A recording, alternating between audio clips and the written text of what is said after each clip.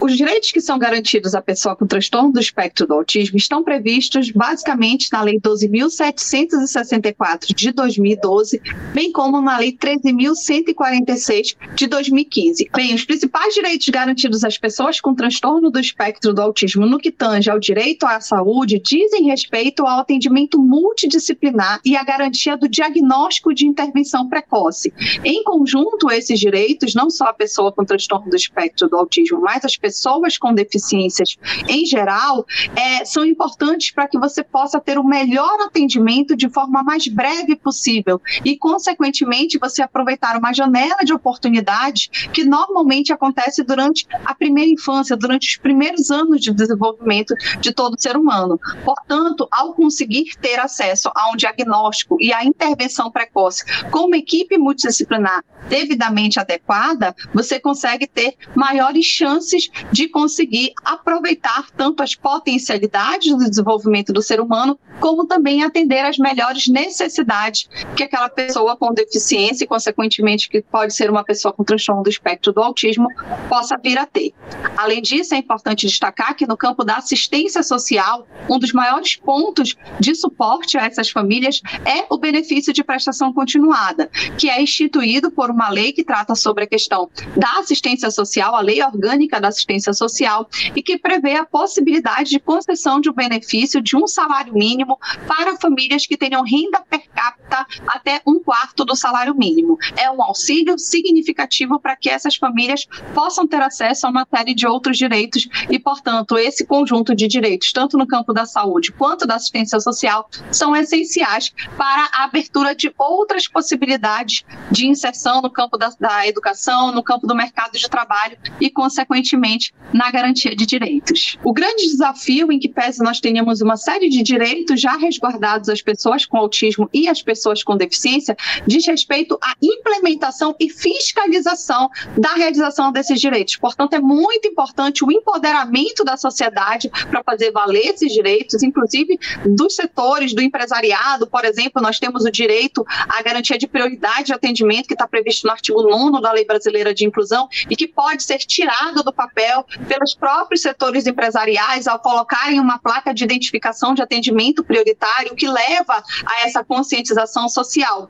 Mas o grande desafio é exatamente isso, nós conseguirmos vencer o preconceito através das informações e, consequentemente, aquelas pessoas que, por uma opção pessoal, efetivamente não estejam imbuídas desse espírito de inclusão, possam ser, sim, orientadas e, dependendo da situação, até mesmo investigadas e acompanhadas pelos setores de fiscalização, como a Defensoria Pública do Estado, o Ministério Público e todos os outros órgãos que têm o dever jurídico e legal de acompanhar, como, por exemplo, a Ordem dos Advogados do Brasil, que instituiu uma comissão de atenção à pessoa com transtorno do espectro do autismo, justamente para acompanhar e auxiliar na execução dessas políticas. O primeiro passo que toda família deve buscar, inclusive as próprias pessoas com deficiência e com autismo, no caso de descumprimento ou de não conseguirem dar efetividade aos seus direitos, é procurar os órgãos responsáveis por esse processo de fiscalização, bem como os sistemas de atendimento ao usuário que normalmente estão disponíveis, tanto em serviços privados quanto em serviços públicos. Além disso, dependendo da área, se tratar, por exemplo, de saúde, nós temos uma agência nacional que regula serviços privados no campo da saúde, que é a Agência Nacional de Saúde, e temos também as ouvidorias, que fazem parte de um sistema de proteção no campo do serviço público, que podem ser acessadas justamente quando houver essa dificuldade de acessar um determinado direito.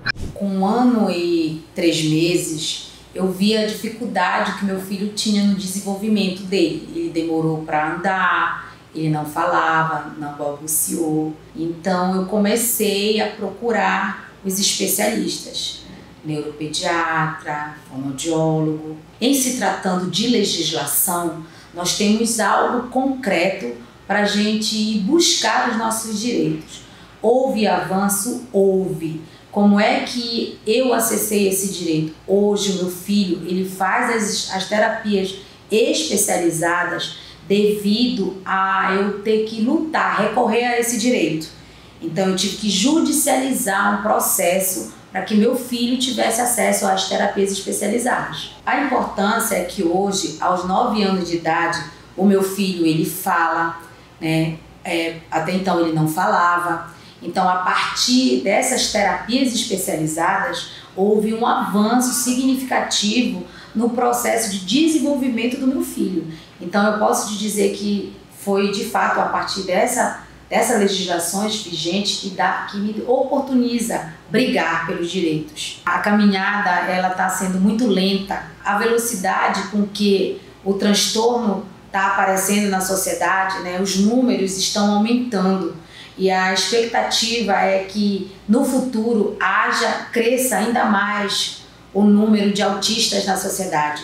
E infelizmente o direito não está acompanhando. A legislação, infelizmente, ela não é garantia de que essas crianças tenham acesso às terapias especializadas, aos laudos médicos. Então o caminho ainda é muito longo, principalmente para as famílias de baixa renda, para as famílias da periferia, não só de Belém, mas de todo o estado do Pará, porque nós temos observado que as famílias ainda estão sendo muito penalizadas. Falta de médicos ainda é muito grande, de especialistas, o laudo tem sido um aspecto dificultador, as terapias também têm sido um dificultador muito grande, porque existem muitos espaços particulares, mas espaços públicos que garantam que essas crianças tenham acesso a essas terapias especializadas ainda está muito difícil.